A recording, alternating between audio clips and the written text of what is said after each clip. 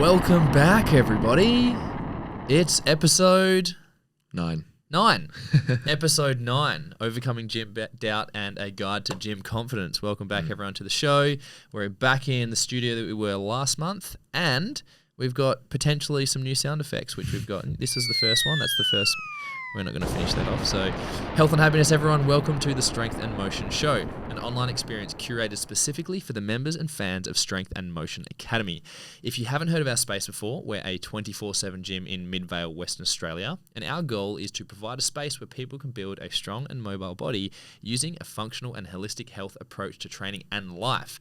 So, if this is your first time listening to the show, then thank you for tuning in, and we strongly encourage you to get stuck into our first 5 episodes. So these first 5, they're a complete deep dive into the holistic way, hashtag the holistic way, which is our 4-pillar approach to achieving health and fitness mastery. As experienced health and fitness coaches, we have identified movement, nutrition, sleep, and stress as the 4 key areas to always prioritize in order to live healthy and happy. You can do so by simply scrolling to the beginning of this episode list or search the Strength and Motion Show on YouTube and Facebook. So today we are talking gym confidence. So we currently live in a world where gyms are more popular than ever. Fitness influencers are a full-time job role now, and everyone also has access to a personal trainer from their pocket via things like apps and social media. Yet at the same time, there are still more people in the world that don't exercise regularly than people that do, and there are more people that are a part of a gym. There are more people that are not a part of a gym than people that don't, which I find a very interesting statistic. And also, I saw this on Instagram that you liked the post as well, Nav, that like the obesity rates are just higher than ever. And it was the Carnivore Aurelius post where showing the footage of 1930s New York, and everyone was just like normal size. So it's so fascinating. So this is one of those things where the grass actually is greener on the other side. When people gain the courage and confidence to actually fully commit to exercise and their health, their life does change for the better. So today is about that. This episode is about helping people jump that fence. So Nav, I'm not going to ask you what fences have you jumped. Not today. Not today. Yeah. So Nav, welcome to the show. Thank you. How are you going? What's new in the life of Nav? Good. Well, you did prepare me for this question just a second ago, and I won't I've been thinking about it. Like, what is new? And I feel like everything's always constantly new, but always the same at the same time. I live a very consistent life, but the things that came to mind is where we're at with business and where we're at just in our community and our team, and we're having a slight shift in our team with Vitor and having Billy come on board. Yeah. But our message and where we're at as young adults now, I think that's probably the biggest thing that's really shown up for me and that's different within my life. Yeah. On top of that, everything else is great, really. Yeah, cool. I'm very happy with my life. Great relationship, great health. Yeah, boy. Great friendships. Getting it done. Yeah. Winning life. What about yourself? I've just had a week's worth of epiphanies, if I may, is that writing the script for this show and going through the dot points of actually gym confidence and really getting into the shoes of what people are struggling with, I actually found a little bit eye-opening, which I wasn't expecting it to. So I actually feel like I really understand our member base a lot better now from actually like sitting down for a good, because I did spend a couple of hours like thinking about what we're going to put into this podcast. I'm like, wow, I really, it was sparking a lot of ideas and a lot of adjustments that I can make to my personal approach to training and to coaching people so that we can just ultimately better serve them, because it just kind of had that glass shattering moment that people are actually less confident than I actually thought they were. And that's why I realized that, which is exciting about this episode, because it is such a gap. Like overcoming getting to the gym first is one of the most important thing, and that's really a major barrier is what stops people from, either chasing the body of their dreams, but in my own case is chasing my own dreams of, even the confidence that you and I needed to start this podcast and the confidence that we need to start this gym. So I had a lot of flashbacks as well doing this. So excited to get into it. Anything else you want to add about the life of Josh and Nav before we go into it? No, I love that. I think that was great. Yeah, cool.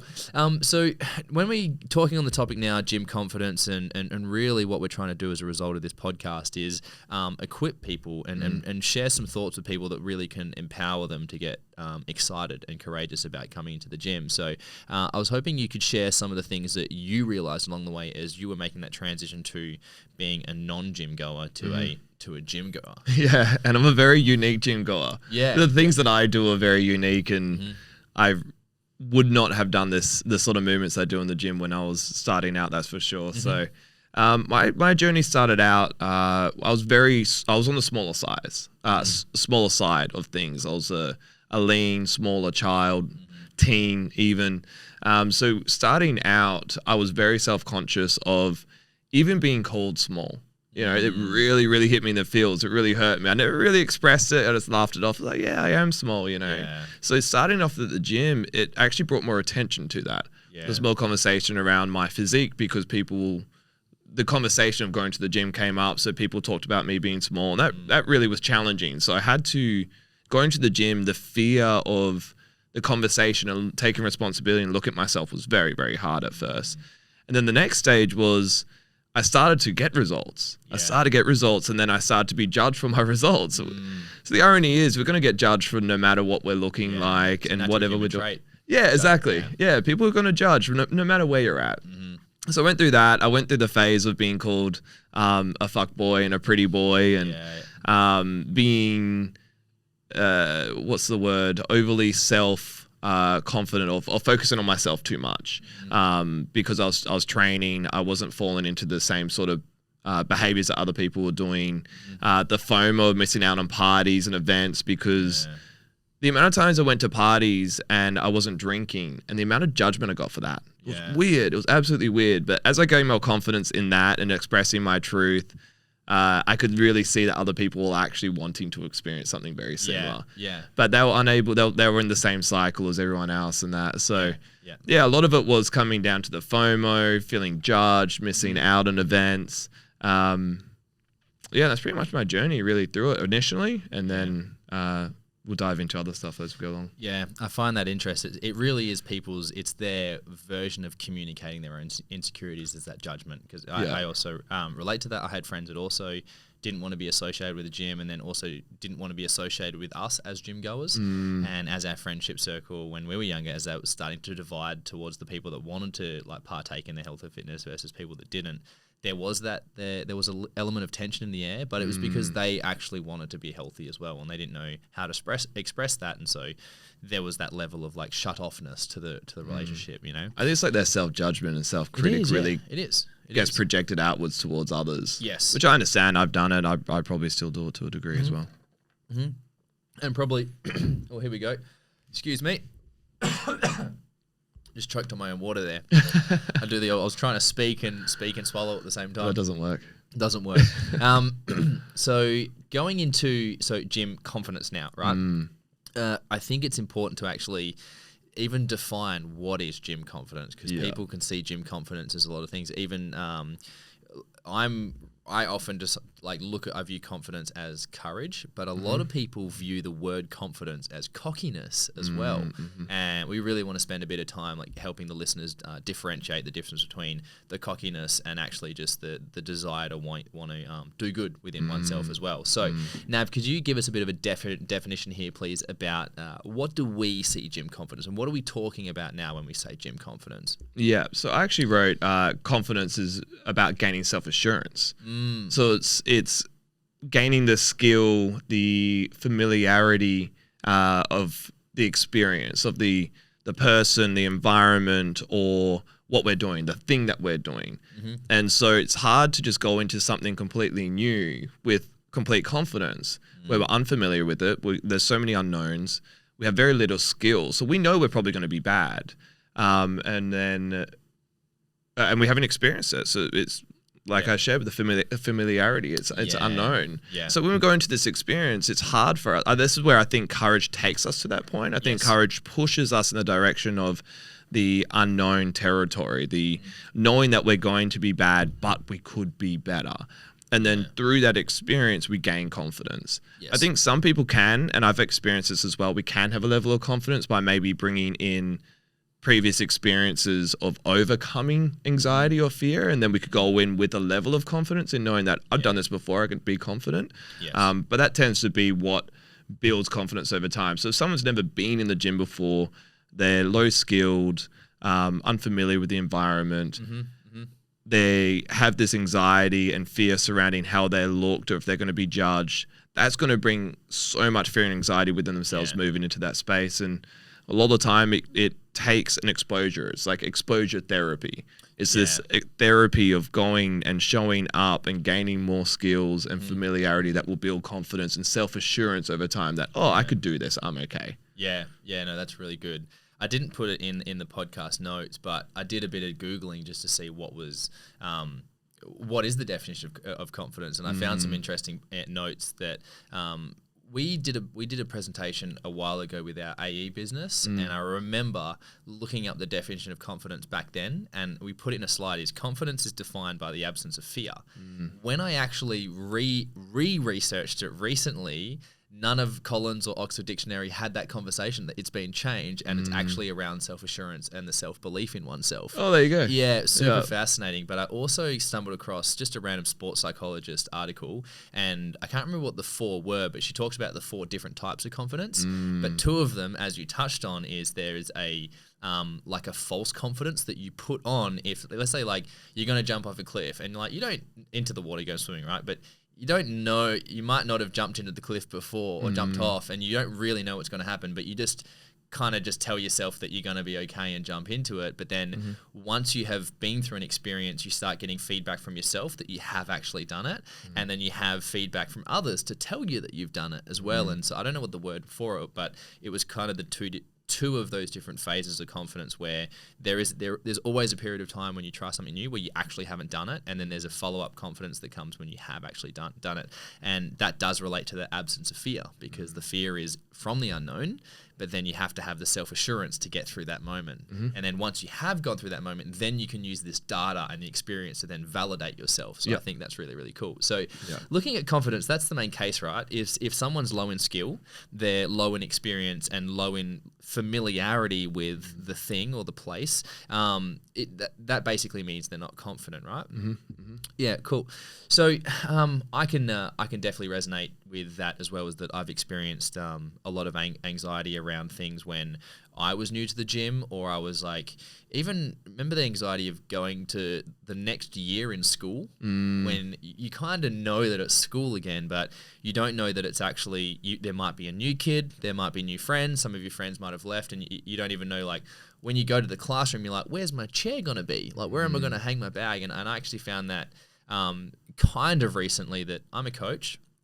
I am a fitness coach. I train PT clients. I'm very familiar in the gym. But then when I got into the endurance scene and the running scene and the triathlon scene and the cycling scene and the swimming scene, then I would be going back into the pool, and I'd have like, I'd be the guy that had the floaties and the fins and the training gear. And then I'd go cycling with these guys, and they've got the $200 kit, the $300 kit, and I've got like the $50 top, and they've got the $3,000 and the $5,000 and the $6,000 bike, and I've got the normal bike, you know? And so I still had to go through that same element of having to constantly reassure myself. And I think that's a big thing, is that touching base that at any point of a person's journey, you will be feeling some element of doubt or fear or new experience, because that's what life is. Life is gaining experience, and when you change lanes and go into a new thing, you're back to being a new person or a noob. You're back to being a beginner. And I think that if we can remind people that's the beauty of it, then that helps us not run away from the thing of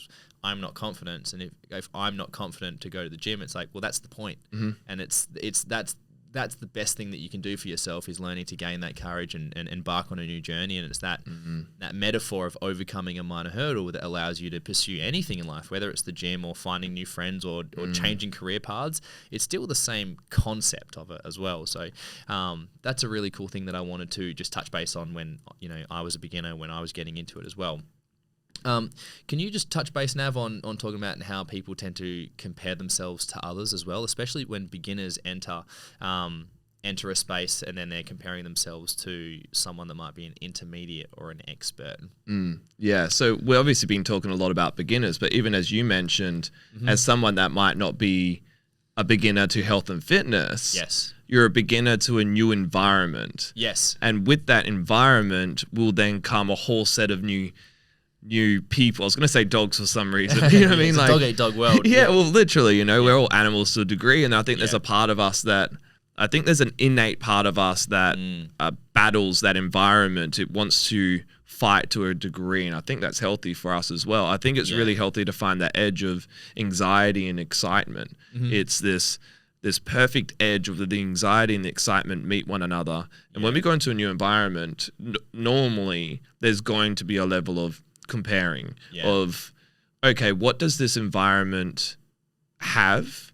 And what can it teach me? And where am I at? And I think it's really healthy. I think it's very, very healthy to have that. However, the edge of it is where a lot of people are challenged by, is instead of looking and going, okay, like the 4-minute mile, instead of looking and go, okay, I'm going to use this as inspiration of someone's now run the 4-minute mile and then no one had for years. And then in that year that someone broke it, there was like 60 odd people. I don't know how many it was, but a good amount of people, right? Yeah.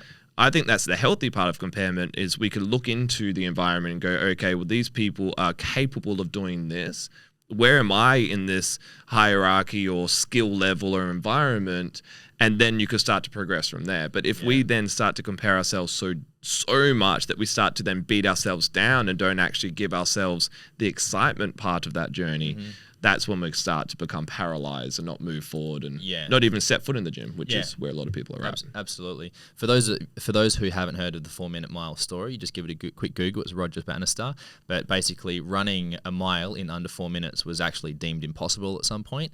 And then basically Roger Bannister, I think he was a US track athlete, or no, he was a British track athlete, and he beat it. And then basically after he had beat it, and this has been hundreds of years, like hundreds and hundreds of years, people trying to beat it. Once it was beaten by, it's now actually beaten by a couple hundred people now. It's actually like kind of a standard in like track running, that if you can beat the Olympic mile, the 4-minute mile, then you're actually considered a decent athlete. And so decent athlete. Before it was impossible. Before it was literally impossible, and how that changed. Really questions what's impossible, right? Yeah, absolutely. And I think that's the thing, is there's kind of two types of people in the world, is that when there's an achievement made that is a how do I say this, like a shared achievement that someone else wants to do. So if a person sees someone else achieve the same goal that they would want to, half of those people would say, wow, that makes that goal even more possible because a person's done it, where half of the audience would actually say, oh, that means I can't do it. And then they would actually, some people would find that empowering and some people would find that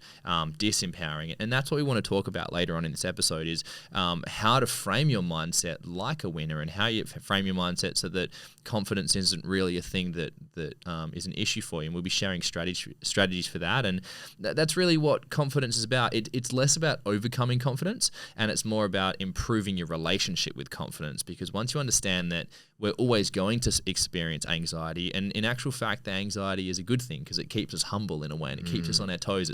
The anxiety is what stops us from getting cocky and being too full of ourselves. Keeps us real. Yeah, keeps us honest. Keeps us real and honest, and that's a really important thing. So that's what we're trying to do. We're trying to help you improve your relationship with confidence and improve your relationship with anxiety, so that you can then not have them as hurdles to stop you from achieving anything. And in this case, it's getting confident in the gym. So that was well said, Nav. That was really good notes on confidence. Can you touch base, or maybe why don't we touch base on some of the common experiences that people that people experience in the gym or about going to the gym? We'll talk about some of the fears and anxiety and that lack of confidence they experience, so that we can have something for people to relate to. Because even as I wrote down some of this list, I was like, man, that was so me back in the day as well. Yeah, I feel that. It takes me back. Even today. I think that's the thing. Like, we have all these traits, right? These traits are alive within us all the time. It's just our relationship with it, and also the new environment we're in. Yes. You know, some environments we might be the king of the world, and some environments we feel like we're a piece of crap. Yeah, definitely. It happens to us all, you know. It does. Yeah, it's super real. Yeah. But the first one that is up here is the fear of judgment. And this is so funny. I was talking to my client this morning about that. Yeah. And he was talking about how he was so concerned about how everyone is looking at him and judging him. Yeah. But he also has the complete awareness that every other person in the gym is thinking the exact same way. Yeah. And so here is this culture, this gym of people that are all so fearful of everyone judging them. Yeah. That they're not even looking at anyone else, but no one's looking at them, but they think everyone's looking at them. Yeah. It's this hilarious that's the definition of anxiety right there. Like, you're thinking about this, thinking about this, thinking about this, and it's like, whoa. Yeah. Like, just breathe a moment. You know? That's the power of the mind. You know, we have this powerful mind that could create stories, and sometimes they're positive, sometimes they're not so resourceful. But the big one is the fear of being judged, fear of looking stupid for doing the wrong exercise, fear of looking lost in the gym, fear of looking stupid, fear of dressing incorrectly, whatever that is, fear of being laughed at or unsupported by family and friends. I wrote that, dressing incorrectly, because I've had clients come to me and they're like, well, what do I wear to the gym? I don't have workout clothes. But that's what makes it so hilarious. That's what I mean. To us. It's all hilarious, really. I find it hilarious. I just find everything funny these days. That's finding it hilarious is an example of a healthy relationship with anxiety. It's my coping mechanism. It's a good coping mechanism. I like it. It makes me happy. Drugs and alcohol. I tried that one. It didn't work so well. Honestly, I think other people's coping mechanism is just like negative self-talk. They just they default to abuse, which is my segue to my next talk, which is negative self-talk and the deprecating self-belief, the deprecating language that people use, and this one that really gets me in the feels because it's the complete opposite of what we're trying to do here. But people say to me, they go, I'm too weak or I'm too overweight to go to the gym. And my response is, I'm like, that's the point. That's why you're here. And I actually didn't hurt my feelings, but it upset me a little bit that was a thing that I had found out there had been a person, they ended up being my client, but they had followed me for about 12 months and they thought I was too fit for them. And it was good feedback because it allowed me to adjust the way I was presenting my social media and allowed me to communicate that more. I'm like, I'd take anyone on. Like, that's what I'm here. I'm here to help people overcome those things. But it's really interesting how I didn't explicitly say it, but someone just assumed that. They were like, nah, Josh is far too fit for me. I want a less fit personal trainer so I can feel more comfortable with them. And so that just comes into people having a lack of certainty of themselves, and especially people have a lack of certainty in being able to achieve certain habits as well. Like, they're like, I know that I can stick to it for probably 30 days, but could I stick to it for 3 months or 6 months? And if they don't believe it, they really they manifest that outcome as well, and I'm actually dealing with a client at the moment, the exact moment, and I'm having to message them consistently because they don't believe they can stick to it. And that's a really tough one as well. So the other one is just overall a fear of failing as well, just a general fear of failing. And people, when they focus so much on fear of failing, then they tend to fail by focusing so much on the fails. And we've got some ideas on how to overcome that as well. So what else, Nav? Lack of knowledge. Yes. Yeah. So a lot of anxiety and fear from not knowing what exercise to do. Yes. Am I doing it correctly? Are these exercises going to get me the results that I want? Am I wasting time here? Why am I doing this? No idea what the piece of equipment are. They're doing bicep curls on a leg extension machine, which is hilarious. But also, if you're in an environment where you're being judged for that and not supported for your lack of knowledge, then so be it. Or maybe you're choosing to do bicep curls out of choice in knowing that, which is fair game to you as well. Looking for treadmills or cardio equipment to hide on, extremely common for those people that don't know. We do not have treadmills in our gym because firstly, the results that we want to get people isn't calling for that, and the space for that it's just a waste of space for us right now. Also, the amount of people that we've witnessed that get a gym membership and they use a treadmill as an excuse to kind of run away, which is, I understand, at least it's a stepping stone into the gym, but we want to promote people to move and get amongst it and get a part of the community and play around with the equipment. Like, it's a big playground for adults. Absolutely. But that's a big one. People pay for a membership to walk on the treadmill for half an hour to an hour and leave the gym. Eventually they get sick of gyms because they're like, this is shit. I'll just get my own treadmill and then get a treadmill and never use it. Exactly right. Those poor lonely treadmills in people's living rooms. And on that note, the lack of knowledge then does lead to the fear of judgment as well, because then people then feel like they're getting judged for having lack of knowledge and then doing the wrong exercise and looking lost. All interlinked, hey? They fear is are. a rabbit hole. Another one is lack of experience and culture. So just not knowing the lingo. People don't know what certain exercises are called, what supplements, what to do, and that comes into a lack of experience and a lack of knowledge as well. And just feeling really out of place is a really common one. But again, that's the nature of change. That's what change is. At some point, you're going to have to feel a little bit out of place and become familiar with that.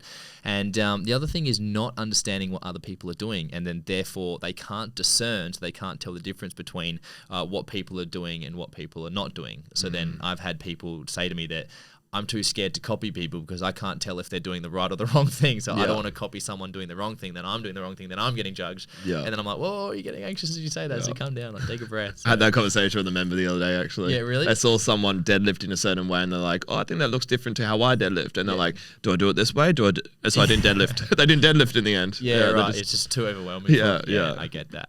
What else, Nav? Not knowing how to ask for help. Very common. Feeling embarrassed to ask for help as well. Yes. I like the saying, there are no stupid questions. Yeah, absolutely. Yeah. Unless it's really, really stupid. Really fucking stupid. And that's a dumb question.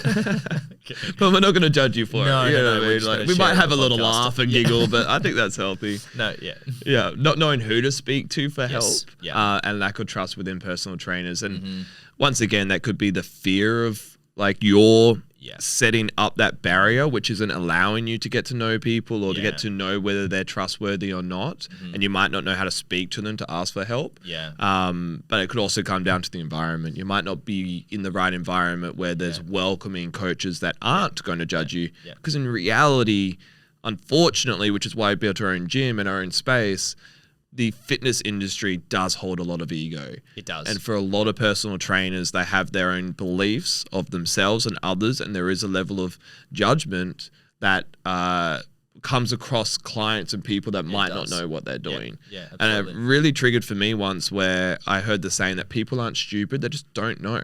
Like they just don't know how to move their body. Most people are so disconnected from their body, they don't know where their hips are or how to hinge at their hips. It doesn't mean they're stupid as an individual, they just don't know what to do. Exactly. But yeah, that fear of asking for help is a real one. Yeah, absolutely. That's a big one. And people also then have an unwillingness to invest into learning as well. And there's a lot of layers to that. There's a lot of reason as to why.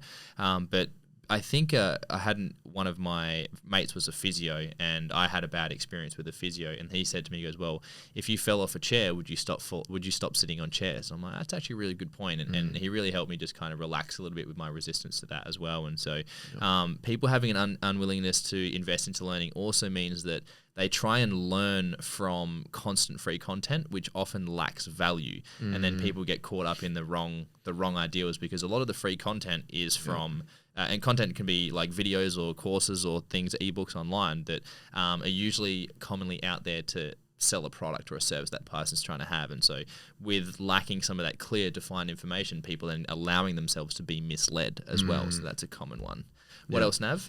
Overwhelmed. Too many people, too much equipment, too many exercises, too many conflicting ideas. Do we drink a glass of wine every night? Is wine better than going to the gym? Too many fears and things to worry about. That tends to be every single fear we're talking about today.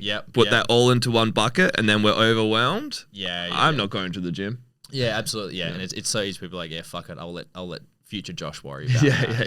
And then you're dead. And then you're dead. And the last one we've got here is just a fear of letting go, which is a super common one. It's fear of letting go of what they perceive is fun and what they perceive are their favorite things. And so the fear of being able to eat whatever they want or to party and drink or whatever, or letting go of certain friends that are unhealthy or aren't supportive. And that's a very challenging thing. Is there are parts of you have to let go of your old lifestyle in order to transform to a new lifestyle. So the comfort habits are the one. So anything else to add, Nav? I think that's great. Let's go for a pause. We're not going to shake the legs out, but hypothetically shave the legs. Shave legs, yeah. Hypothetically, we're going to shave our legs. We'll shave each other's legs, and then we'll be back with gleaning shins and legs. Glistening. Here we go. I'm in 2 modes now. We need to reset the cameras, guys. So we're going to reset the cameras. We're going to play mystery sound number 2. Oh no, that's the same one. Whoopsies. Mystery sound number 2. We'll see you soon. Here we go. Okay, we on. So, mystery sound number 3.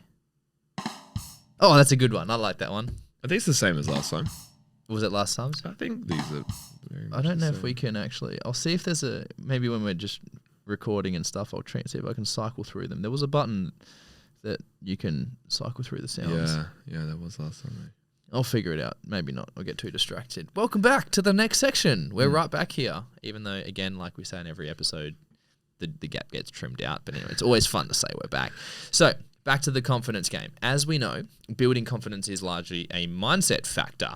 So, what we're going to do, we're going to share with you a few of our, what we call, I guess, focal points, or a few things for you to help carve a stronger mindset. So consider these principles or rules to live by.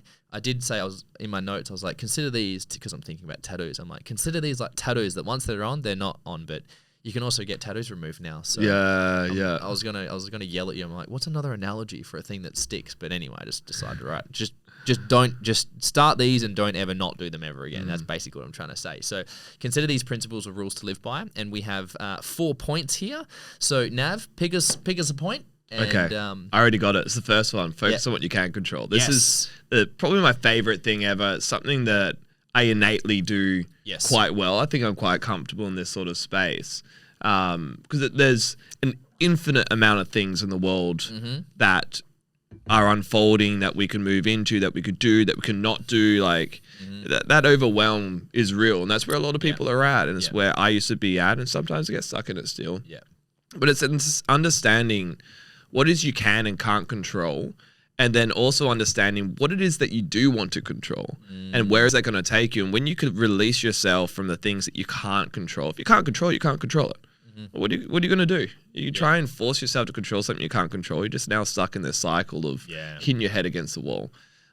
So that would be the number one thing, is really, if you're stuck in a place of anxiety or fear around a situation or environment, really put the energy into identifying, is this something that you can improve upon or can control or shift? Yes. Or is it not? And then find out what you can control, if there is something you can control, and then start to take actionable steps towards it. And then I think the thing is, it's not letting the anxiety go. It's not letting the fear and the stress and the emotions go. The stress and the anxiety and the fear tell you something. It's giving you a message of, okay, there is something here. Then put the time and energy into identifying what it is you can and can't control, and then take actionable steps logically, as grounded as you can, towards the future that you want. Yeah, absolutely. Let's play a little bit of a game here. I'm going to yell out some things, and you tell me if it's a can control or a can't control. All right, here we go. Ready? Your health. Can. Yeah, nice. Yeah. What about other people's opinions? Definitely not. What about the Instagram algorithm? Definitely. Well, you can to a degree. You can influence. Yeah, you can influence. Yeah. How many likes you going to get on a post? Can to a degree. To a degree, yeah. You can hang your butt out if you want. If it's already out there, though, you know what I mean? I'm not gonna. If it's already out there, I can't control what the result is after that. Yes. What I can control is my future output that might bring in more likes. Yeah, there you go. Well played. Yeah. What about your finances? Definitely. Yep. Yeah. How you spend your time. Definitely. Who you spend your time with. Most definitely. Who all of your other friends spend their time with. Definitely not. Cool, that's it. There we go. Yeah. Thank you. I like that, actually. That was something. Yeah, cool. That's really good. Good. Go team. Woo. You're right. All right. So focus on what you can control, and it's probably don't focus on what you can't control. It should be more focus on what you can control instead of what you can't control. And what you do want to control. And what you do want to control. Because otherwise you're trying to focus on everything you can control, which is probably a lot of things. It's also anxiety. It's like everything. Yeah. And also on the note of focus on what you can and can't control, when I was writing the list of like all the fears and the things that cause us anxiety and everything, I'm like, fuck, this list is just going to go on forever if I keep writing it. I was even feeling anxious trying to write the list, and I'm like, if I could just write the list of what you can control, it's so much easier to do. And one of the things I wanted to add is in one of our private podcast episodes with my psychologist that I used to go and see, and he explains, he goes, anxiety is fixation on the future, and depression is fixation on the past. On the fast. And the furious. Fast and the furious.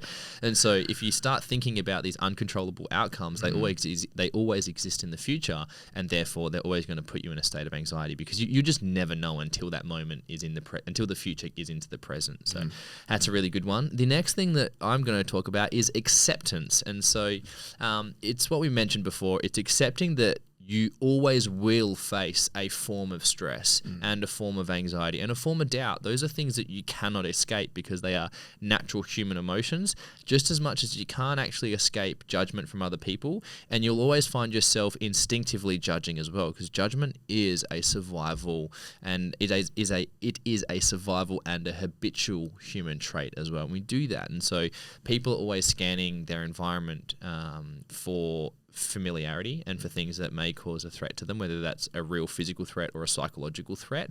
And so once you accept that these things are going to be a natural reality, you can also then lean on the what you can and can't control. And then if you realize that you're focusing on things that are making you anxious, you get the empowering moment to choose that you don't actually have to give that as much energy. And it's kind of like there's that, what's that saying where it's like there's two wolves. You have a bad wolf and a good wolf inside you, and whichever one you feed is the one that grows. And so that's really I guess a saying or a statement that goes for anything. Like, you can choose to feed your courage, or you can choose to feed your fear. You can choose to focus on the present, or you can choose to focus on the past or the future. And whatever you choose to focus on is actually going to enable or grow or accentuate that thing that you're thinking of. And so accepting that these are always going to be states that we experience at any point in time, for me, it allows me to then be okay with it, because I find a lot of gym confidence and a lot of anxiety is that we're going to try and run away from that and try and avoid it. But in actual fact, if you realize it's just always going to be there, and it's just how you can navigate it in that time, same as just like the cold weather. The cold weather is always going to come back around. And so then when it is cold and it's a little bit like, oh, I wish I had a jumper or something, I can just be like, well, it's okay that I don't have a jumper right now. And I am feeling a bit cold, rather than be like, it's fucking cold out here, and constantly complaining on it, and really filling my whole mindset with like, oh my God, I'm so uncomfortable right now and I want to get rid of this. I've been there before. And that actually really leans back on the focus on what you can't control, because you can't control the weather. You can't control the weather, but you can control how you respond to the weather, and you can control what you say and what you focus on in that moment as well. And I really liked reading that. I first came across that on Stephen Covey's 7 Habits of Highly Effective People. That is one of the habits, is to focus on what you can control in the be proactive, not reactive segment. And he talks about the weather there. So with the anxiety and the stress and confusion, when you avoid it, you tend to crumble when you get it. But when you accept that it is a part of your life, you can just learn to live with it rather than running away from it. So this is how I see that pro athletes and performers. I'm definitely not a pro athlete or a pro performer, but I have engaged in some more of the elite sport with ultramarathon, and I have been a performer as a man who used to take his clothes off for money. And all right, yeah, Velcro pants, shaved legs, he shaved everything. But I used to get anxiety before every single show, and that was one of the reasons why I retired as a male stripper, is because I was just sick of the anxiety, and it was just because I wanted to do a really good job. But no matter what, it was always there. But I did learn a key skill in that, is just accepting that the anxiety was always going to be there, and I was still able to show up despite that and just learn how to live with it. So that's the acceptance. What's the next one, Nav? I'm going to take the student mindset white belt one. Yeah, go do it. Just because as a martial artist, it's something that I'm always humbled in the journey of bettering myself in Muay Thai. Yes. It's every single day. It's looking at what I'm doing well, but mainly looking at what I'm not doing well. Yeah. Every single day I'm trying to iron my sword. I'm trying to get better at my craft. I'm just a slightly better every single day. And every single day there's someone better than me. I'm getting beat. And if I was to be stuck in the mindset of being the best, that would beat me down. Yeah. It'll beat me down because I'll be constantly reminded of the fact that I'm not the best, which I'm not. No one is ever the best, right? Like, there's always going to be someone better than you in some way or in another. And so going into everything with this student mindset of being a white belt with curiosity and interest for the journey is now going to allow you to show up more often with more enthusiasm and excitement for not being the best, but for learning and for experiencing and being better, which ironically is going to make you the best, you know, or be one of the best. Momentarily the best. Yeah, exactly. Yeah, for that singular moment, you know. the best you can be. And that should be the main driver anyway, with some level of comparison of the people outside of us, because we are competing to a degree, and I think it's helpful. That's what sport is.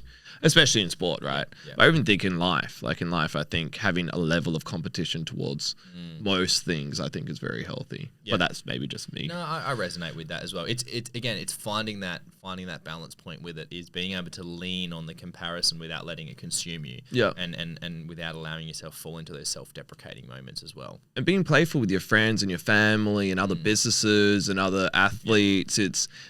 I think as we all collectively rise, so do I as an individual. And so I like that competitive nature, because if I could do it in a healthy manner, I could help other people be better. I could be better. Now we're collectively improving through this curiosity, this learning process of competition. So yeah, go into things with curiosity, be at peace with yourself when you don't know things, and just try and be better every single day. Yeah. Word.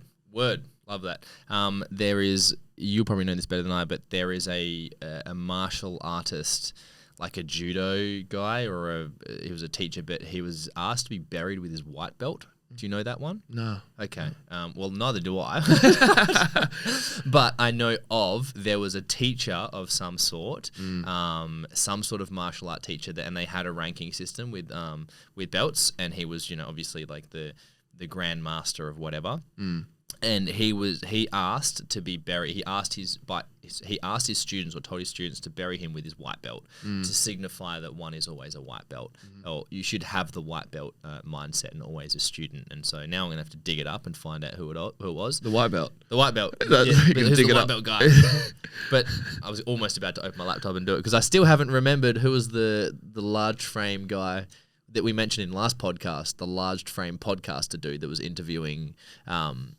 Like Wes Watson and stuff. Oh, yeah. I had a look and I was like, I don't fucking know who this guy is. That's so funny. I was actually watching him the other day and I still don't remember his name. I think it's Ed something, actually. It's not Ed Milet.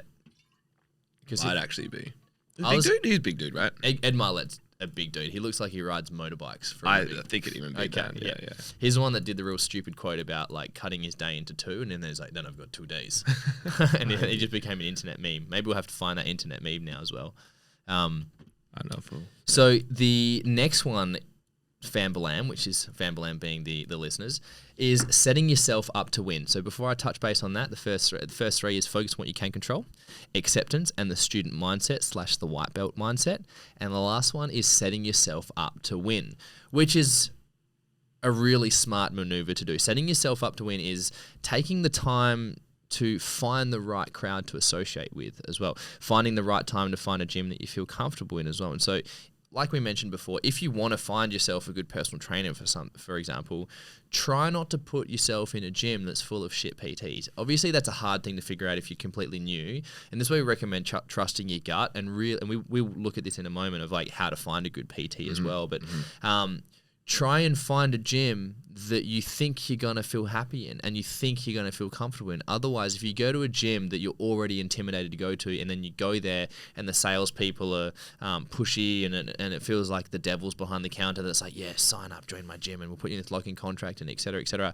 If you feel uncomfortable going in and in a way that you don't trust these people, then that's not the gym to go to sign up to, because then you go there expecting to have a bad experience and then you may find that you are more shut off to the people and then those people might find themselves more shut off to you as well. And then it creates this chain reaction where everyone's like, fuck this customer, and everyone's like, fuck this gym, fuck this personal trainer.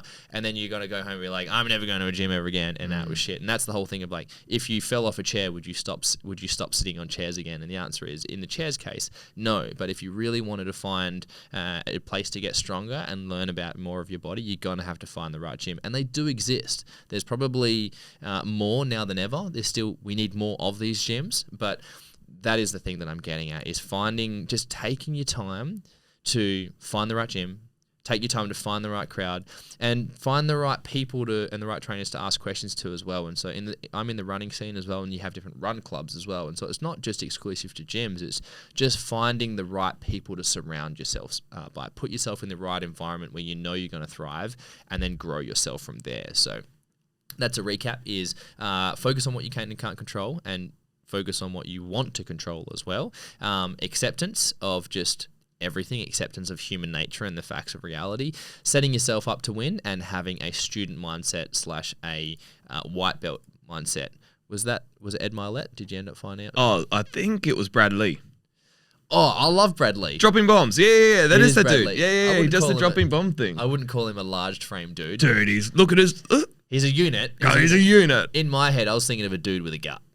Oh, I no, wouldn't- I meant like stocky. Yeah, you know, stocky- like stocky he's bloke. fit. He's a fit dude. I like him because he's obviously, if you don't know who Brad Lee is just a very he's a salesman. He's a salesman and he's very wealthy and he's good with the finance. He reminds me of a Grant Cardone, but he's very intelligent, but I find him intelligent in the same way I find Donald Trump intelligent. Donald Trump has to be intelligent to have had to get to that level, but he's also easily perceived as like one of the stupidest people on the planet. And I love contrast with those people that you can laugh at them because they look stupid, but also be like, well, you have to know a thing or two to get to where you are as well. Yeah. I find that funny. So let's discuss some strategies with building gym confidence and building a better relationship with confidence. So we've got a couple of topics to touch on, again, in no specific order, but the first one is finding the right community. So I already did talk about this, but this is now a strategy.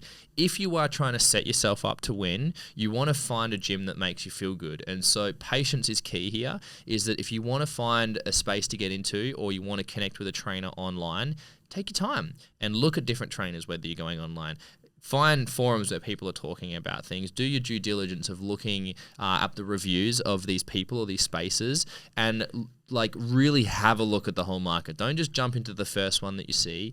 Take your time, allow yourself to feel good about the decision, and then when you're ready to pull the trigger, go for it. And that's what we're doing here, is find the right community. That's really your first strategy. And on that note strongly consider investing into a personal trainer. Yep. Obviously, it's not a reality for everyone. So this is not you must do this, but if you can, it's really ideal. We all invest in coaches as well and things that we're not good at and we're very new to. And that's the same thing. And we're the same as we take our time investing into coaches, and we have had experiences where we haven't taken our time, and I've not taken my time and jumped into investing into the wrong or the right coaches with locking contracts, et cetera, and then the result hasn't been what I wanted. So Nav, if someone does have the ability to invest into a personal trainer, can you share with the listeners what they can look for in a personal trainer or a coach? Yeah, so we've got personality first, someone who smiles a lot, but I also think that maybe someone might not like that as well, you know? So maybe a personality that you really jive with, that you feel comfortable with, that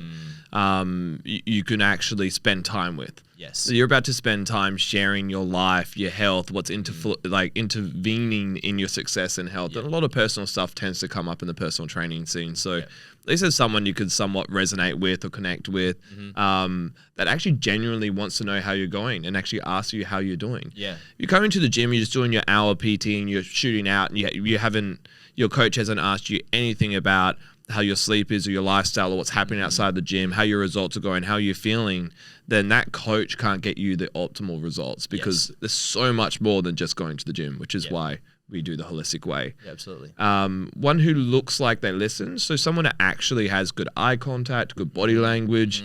They could ask you how you're doing, but they're just looking at their phone, not even listening. Yeah. You're not going to get anywhere with that person. You need to have a level of a relationship through that. And I love this one as well.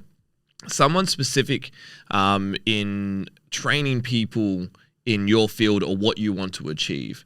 So if you don't want to be a bodybuilder, don't go to a bodybuilding coach. If you want to be a runner, don't go to weightlifting. If you're an every single day person, and weightlifting, I mean more like Olympic weightlifting.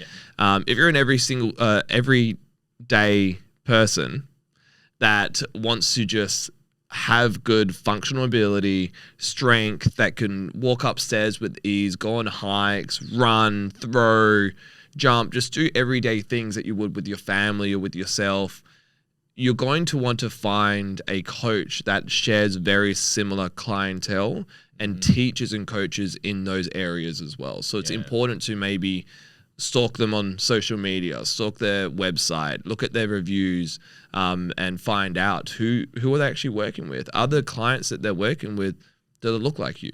They're similar to you. Are the wordings that they're using very similar? The results that they're getting are similar to the results that you want.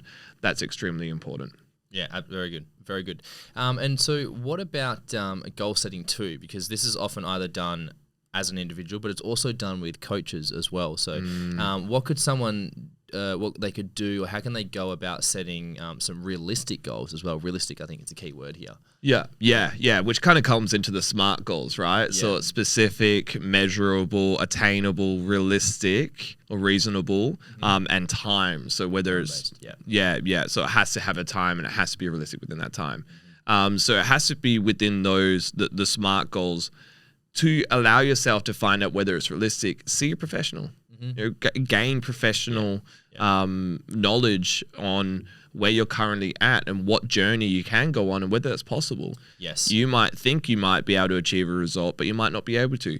And on the other side, you might think you're not able to actually achieve the result that you want, but it actually is attainable. Yeah. You can achieve everything you want with your body.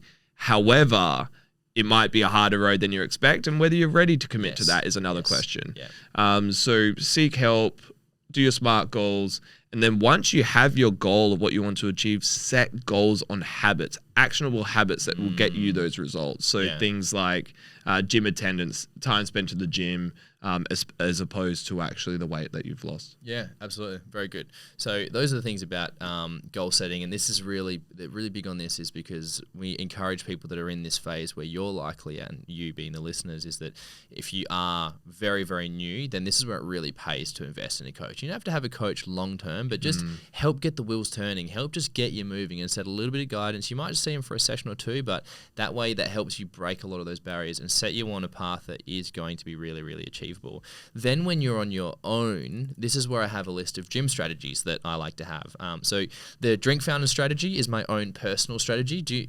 I've never spoken to you about this. Can you guess what the Drink Fountain strategy is? Something about hanging around the drink fountain chatting with people, or it's not the office water cooler chats. But okay. It does set you up for that if you do bump into people. But whenever I walk into a new space, the first thing I look for is the drink fountain, because the drink fountain is like a checkpoint. And so what that allows me to do is basically it's drink fountain, then the mobility space. Because what I like to do when I'm in a new space is to familiarize myself with the surroundings.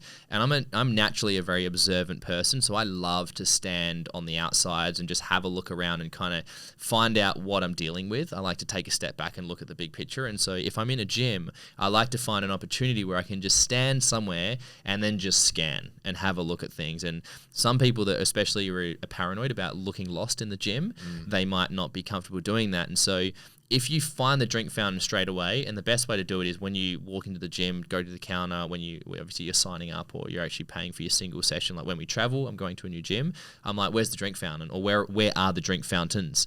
And then they'll point them out, and they're always there. If there's a big gym, they're scattered around in the gym, or there's one key drink fountain. But when you go there and fill your drink bottle up, that allows you just to stand. You can take your time, walk into the drink fountain, you can look around, and you can start to soak up the environment. And when you get to the drink fountain, you have a stand and you look around, and then you find where the mobility space is, and then I would then walk to the mobility space, and then again, just do some mobility and do some warming up. And during that time, I'm just familiarizing myself. I'm like, okay, squat racks are over there, machines are over there, the sled and the functional space is over there, the pull-up bars are over there. I'm like, cool.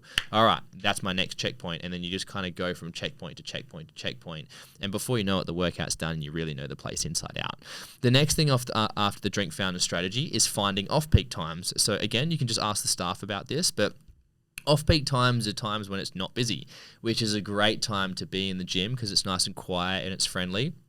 And it also means that the staff that are there feel more comfortable answering questions and spending time with you because it's not that busy. And they're looking for a reason to pass time sometimes as well. And so off-peak times are usually in the middle of the day, late at night, like things like a Friday night, Saturday night, and then weekends in the afternoon as well. And so I actually love, not that I do it regularly, but I used to love doing Friday night sessions and Saturday night sessions. It's just, it's like my treat to myself. That's like my self-socializing. And so rather than sitting at home being like, oh, I've got nothing to do, which at the moment I really love enjoying sitting at home and chilling out. But when I was a little bit more wanting to be active on those periods of times, I would love going to the gym. I've had nothing on the plan because then I could just enjoy training and exploring new things as well, because it's dead quiet. Sometimes you get your gym to yourself.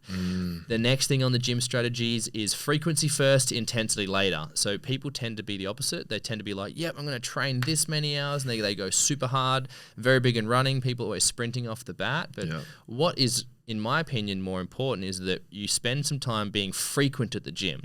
And so being frequent only needs to be like 15, 20 minutes. We had a new member that signed up, and this podcast is almost dedicated to him for how much anxiety he gets around the gym. But I told him, I'm like, man, just come in for 15 minutes and just stretch for a bit. Maybe go on the bike for 5 minutes, or go on the rower for 5 minutes, or just, you know, do anything. But all you need to do is just come in. And it's the fact that you stepped into the gym, because through osmosis, through soaking up your surroundings by being in them, you start to really get comfortable within the space. And when you've stood in the very deepest part of the gym, the furthest point from where the entry point is, then you're like, man, I've gone to the back of the gym. I've gone to the scariest point. I've gone to the deepest part. And once you've spent more time in there, so you just come in a couple of times on your first couple of weeks, a couple of times a week on the first couple of weeks, and it only has to be 15, 20 minutes, but you're just getting comfortable with the space and familiarizing yourself. You know where the drink fountain is, you know where the squat racks is, et cetera, et cetera. And then this place isn't so foreign.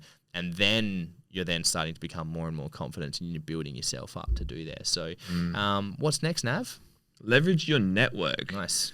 Most of us probably have fit and healthy people around us, like whether it's at work, whether it's a friend or a family member.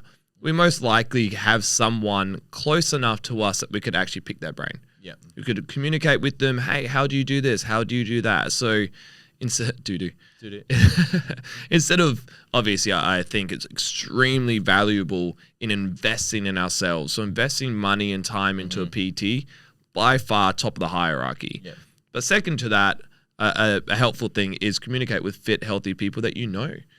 Not only will you gain information and knowledge and education on what they do, that you could also implement it into your life, but you could also gain inspiration and maybe a buddy that might want to train with you or motivate you a little bit.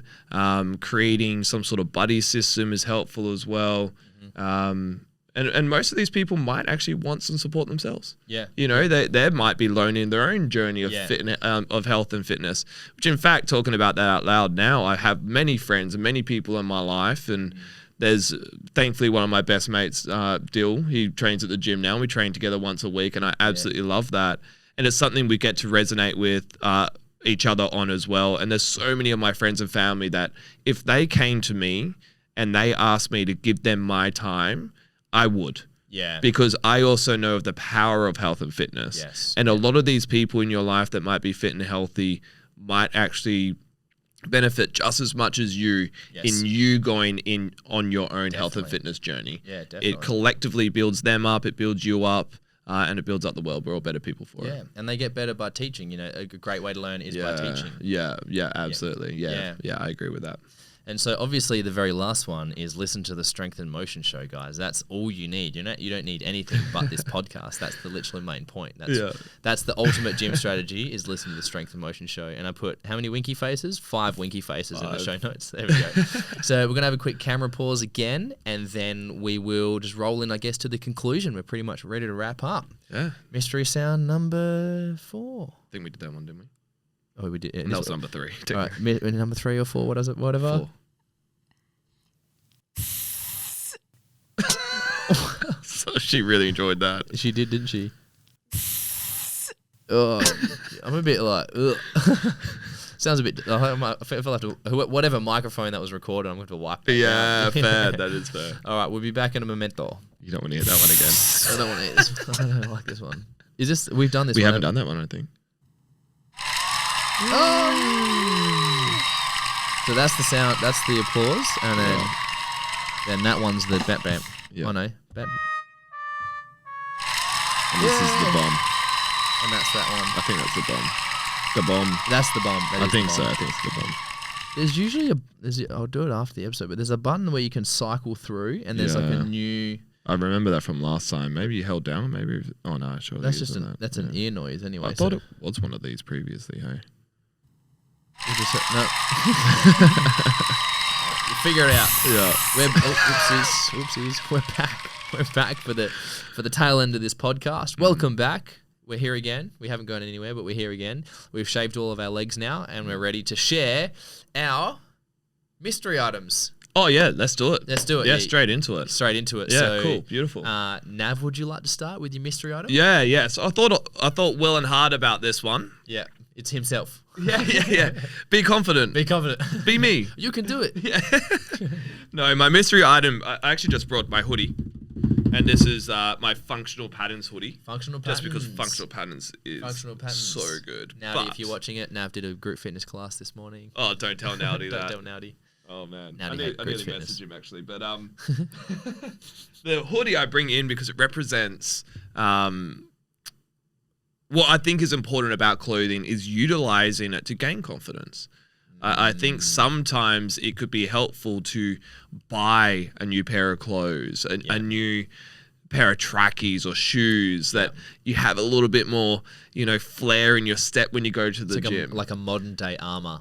Yeah, armor against all the judgment that might come at you. You're like, I got my new gear on. And I've used that in the past. I've definitely used that in the past. I've used that with clients as well. Mm-hmm. Clients feel a little bit insecure or anxious about going to the gym, or I could even use it as a reward system. Like if you get this result, now you get to go out and buy some new clothes that fit your new body, and how exciting would that be? Yeah. So it's multifaceted for me, but I think the main reason why I brought that as a mystery item is wear something that you feel good in and comfortable in that might bring you a little bit more confidence taking that step in the gym. Yeah, definitely. I like that because I've actually got a as most people know, I'm a runner. Also, I'm a part-time runner, and I have a couple of shoes that I wear, and I've got my favorite pair of running shoes, and they're my racing shoes. They're dedicated to racing only. But the only times I ever wear them are when I'm feeling really depressed. Yeah. Because when you're training for ultra marathons, when I'm training for ultra marathons, should I say, is no, all runners do experience this, but there's a lot of mood dips as well. And any athlete that trains like 6 days a week for weeks and weeks on end with high volume, you do have some of those really like low mood days, like Vitor was sharing about in his bodybuilding comp when he's feeling lethargic.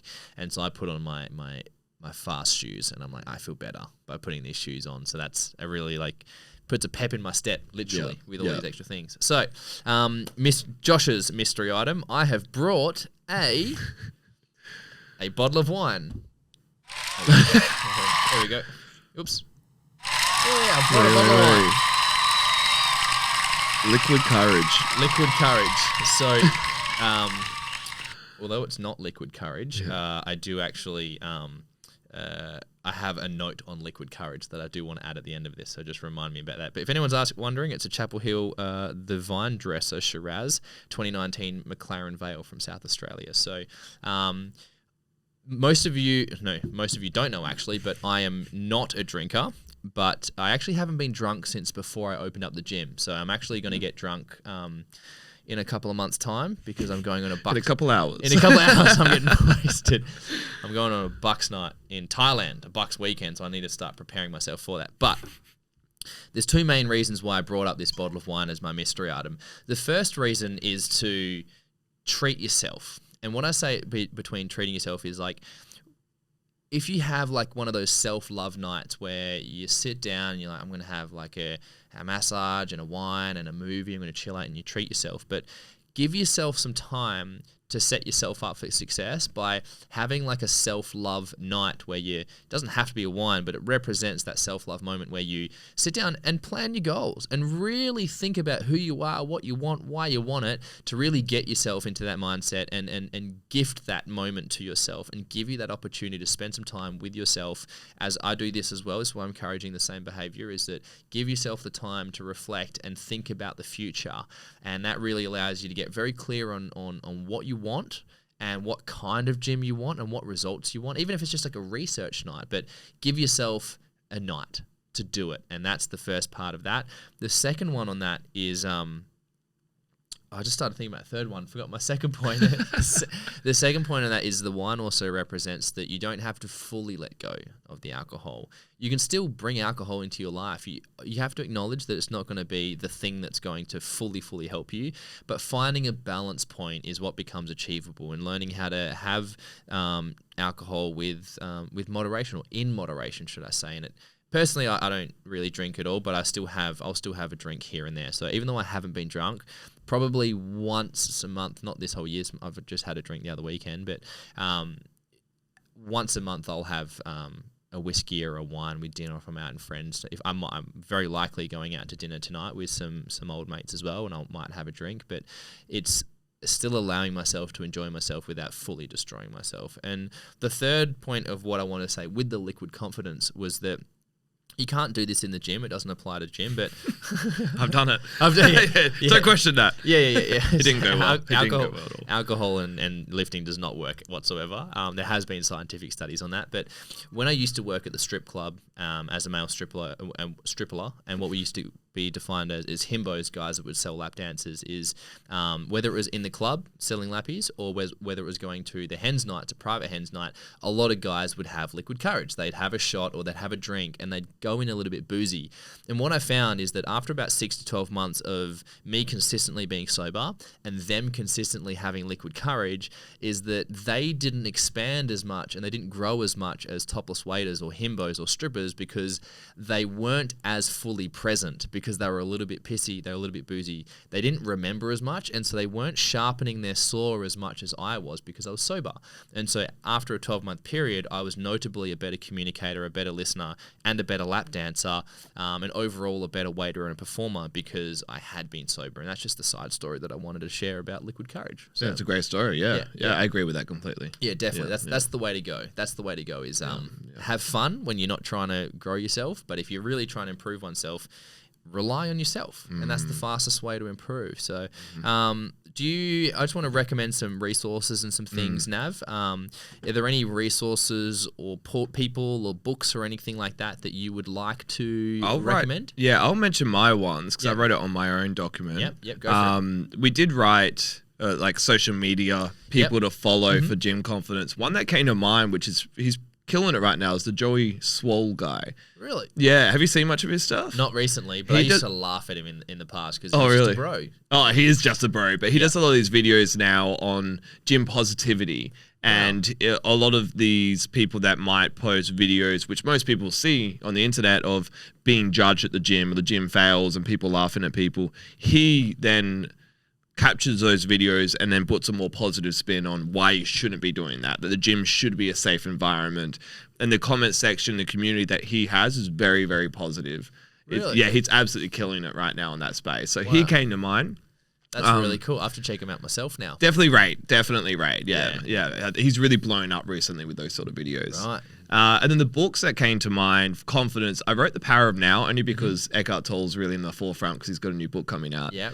But I think the power of now, the presence of being able to identify what is your ego and what is yourself to a degree, and being able to differentiate between the two. So you might be able to identify when your anxiety is coming up and then how to come back to your best self and be able to overcome that. And on the same note is The War of Art by Stephen Pressfield. Which is talking about self-doubt, fear, limiting beliefs, which he labels as resistance with capital R, and how to overcome that to then come to your art. That we all have our own unique art, but it's our resistance, our fear, our doubt, our anxiety that stops us from giving our gift to ourselves and to the world. That's a great book. And then I also wrote The 4-Hour Body by Tim Ferriss, because that is quite good, actually. I highly rate that book. Yeah.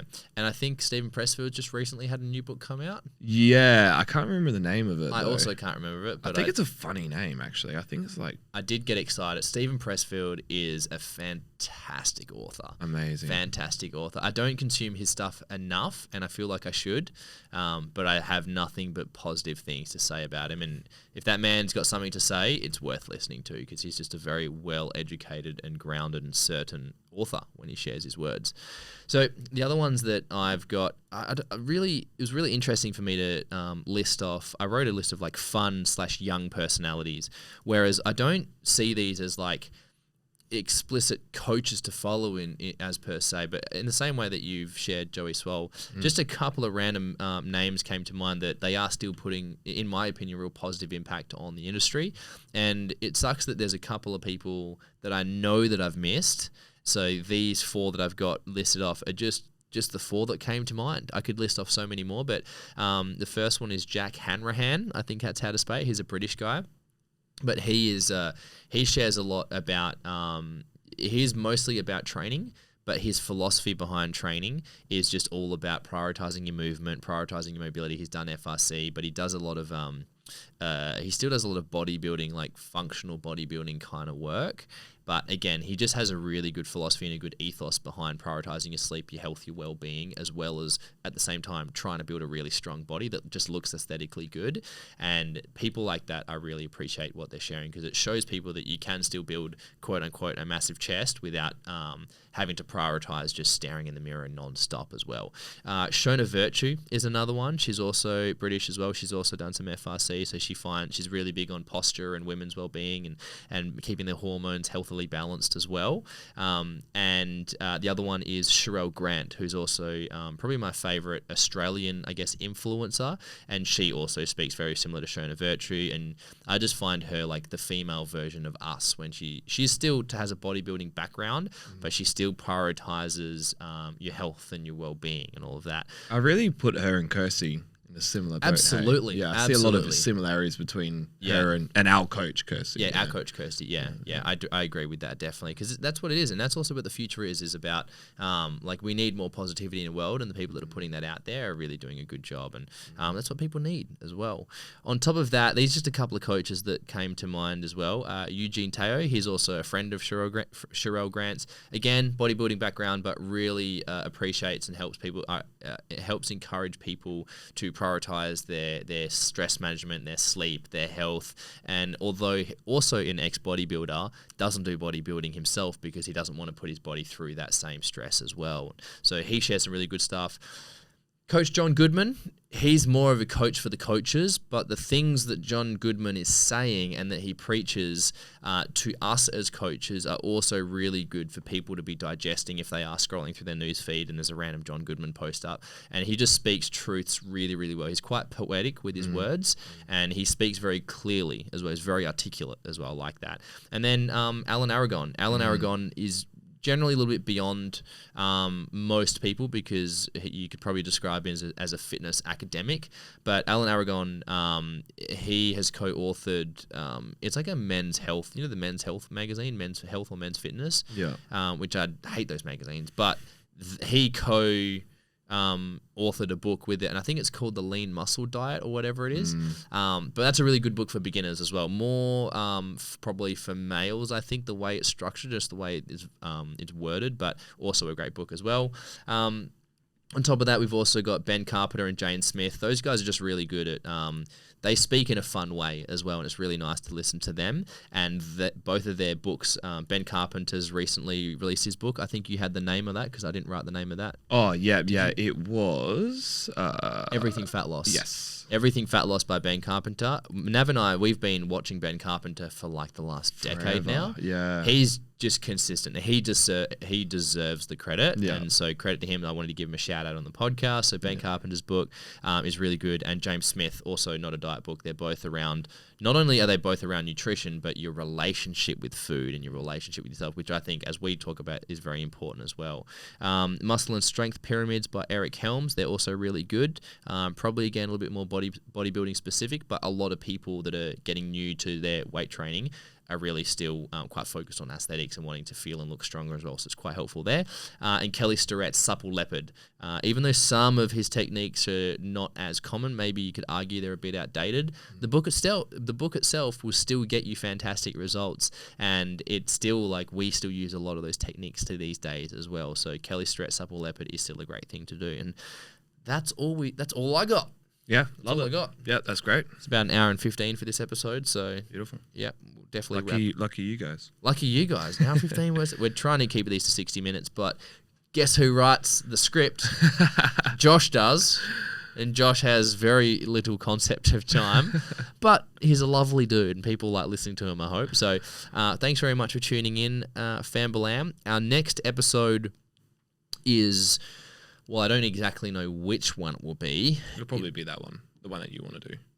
The Fit After Family. Yeah, cool. Okay, sweet. We're gonna do Fit. So our next four episodes after this are we've kind of listed off some of the most important or some of the most common results and challenges people are struggling with. And so this first episode of this, I guess, a 5-video series is confidence. Most people struggle with gym confidence. So we wanted to dedicate an episode to that.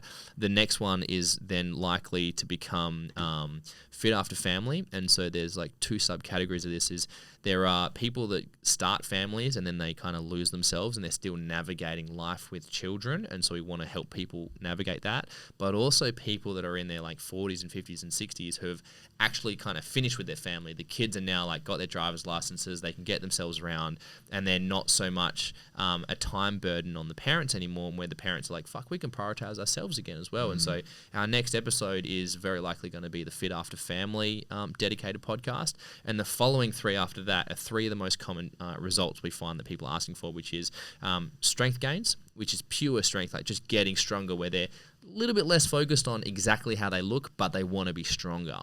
After that is body composition, which is probably the most common thing. People want to improve, lower their fat levels and increase their muscle mass.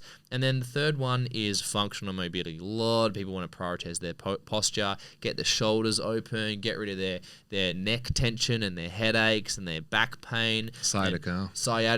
That's coming up heaps lately as well. And I'm like, when can't sciatica just fuck off? Yeah. Hopefully after the podcast it goes away, but that's what we want to address as well. So thank you very much for tuning in. Stay excited for the next 4 episodes. And slightly anxious, why not? Yeah, stay anxious. Stay anxious. Screw you guys. Healthy anxiety. And we will see you on social media and in a month's time. Health and happiness, peace and much love. Much love. Peace. Bye-bye. I always forget to turn it on. There we go. See you, everyone. Goodbye.